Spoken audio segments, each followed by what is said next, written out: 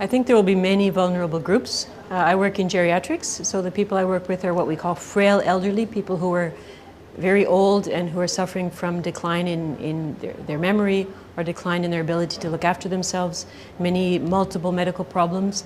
And they're very dependent on those around them for their care, for moral support. And so they could be easily influenced if somebody around them thinks that it's too much now to be able to look after them, if they're too much of a burden, or if somebody wants to inherit more quickly. I see a lot of elder abuse, also people who are coerced into changing their will towards the end of their life. I can see that leading into the ultimate elder abuse, which would be to have the will changed and then to convince the patient to request euthanasia or assisted suicide. But there are many other vulnerable groups. Everybody at the end of life is vulnerable.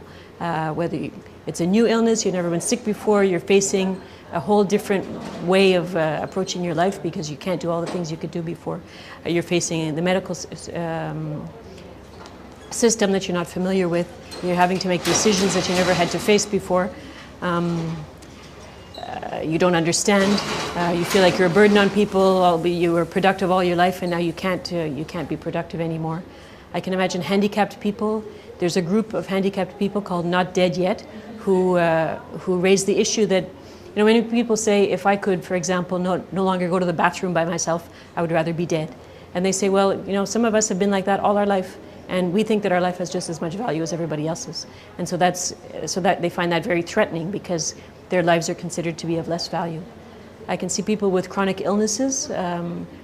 The criteria that are proposed by the Maynard Committee include any terminal illness, but it doesn't say for what duration. People can be chronically ill for 4, 5, 6, 10 years before they die.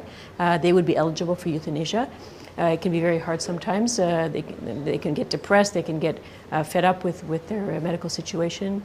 I can see people with a new catastrophic diagnosis, new diagnosis of Alzheimer's disease, of a neurodegenerative disease, that they're frightened, they're in a panic, and eventually, as time goes on, most of these people, they come to terms with their disease, they learn to live with it, they learn to adapt to it.